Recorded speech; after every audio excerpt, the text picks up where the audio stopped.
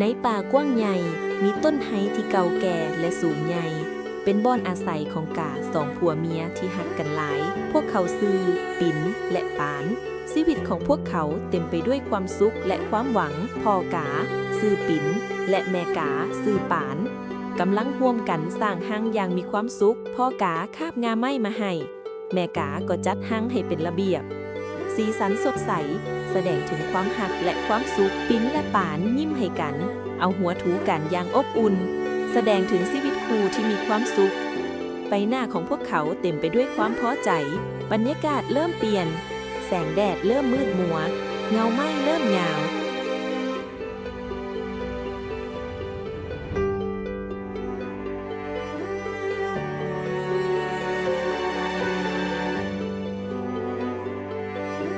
หมูใหญ่สื่อมรณะที่มีเกล็ดสีดำเหลื่อมตาสีแดงที่น่าย่านค่อยๆเลื่อยเข้าไปในโคนต้นไม้ที่เป็นหูกว้าง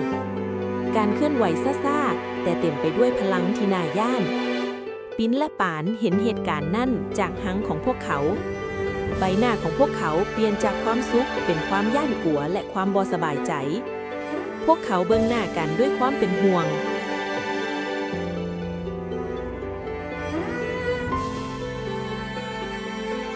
ลูกกาน้อย3 ตัวกำลังนอนหลับอยู่ในหังอย่างน่าหัก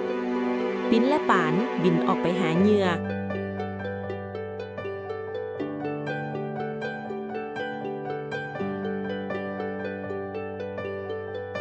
งูมรณะเลื้อยขึ้นมาถึงต้นไม้อย่างเงียบๆตาแดงของมันเหลื่อม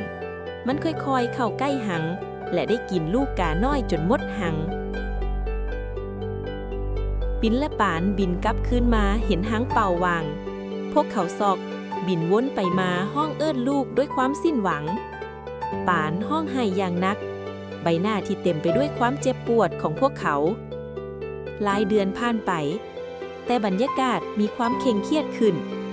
ปานกำลังนอนกกไข่สุดใหม่ด้วยใบหน้าที่เต็มไปด้วยความเป็นห่วงแต่ก็มีความหวังปิ้นยืนเฝ้าอย่างระมัดระวังอยู่กิ่งไม้ใกล้ๆสอดส่องเบิงอ้อมข้างตลอดเวลาสายตาของปิ้นที่เฝ้าระวังอย่างเข้มงวดแสดงถึงความตั้งใจที่จะปกป้องลูกปิ้นออกไปหาเหยื่อปานเฝ้าลูกน้อย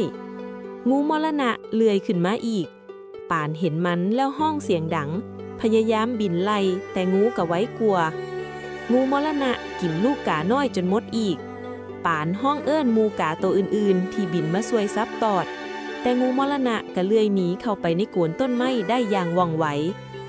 ปิ้นกลับมาเห็นเหตุการณ์ใบหน้าเต็มไปด้วยความโศกเศร้าและความโกรธแค้นอย่างแหงหมูกาตัวอื่นๆที่เบิงปิ้นและปานด้วยความเห็นใจปิ้นและปานบินไปหาหมาจอกที่ชื่อว่าจอมปัดที่เป็นหมูที่ฉลาดจอมปัดกำลังนอนลิ่นอยู่ใต้ต้นไม้ปิ้นและปานเล่าเรื่องความโหดร้ายของงูให้จอมปัดฟังจอมปัดฟังอย่างตั้งใจใบหน้าค่อยๆเปลี่ยนเป็นคิดอย่างลึกซึ้งจอมปัดลุกขึ้นเดินไปมาซ่าๆยกตีนขึ้นคิดจากนั้นยิ้มออกมาอย่างมีเหล่ห์เหลี่ยมแสดงว่าได้คิดแผนการออกแล้วจอมปัดอธิบายแผนการให้ปิ่นและปานฟัง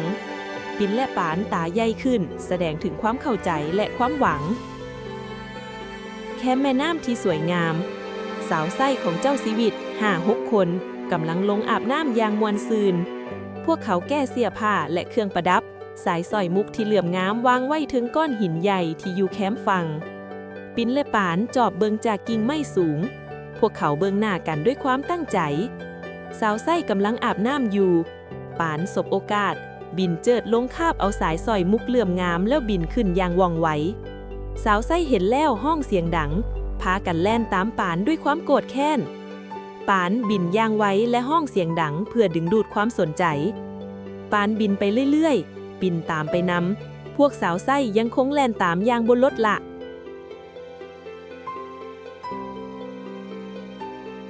ปานบินมาฮอดต้นไห้เจิดลงปล่อยสายสร้อยมุกลงโกนงู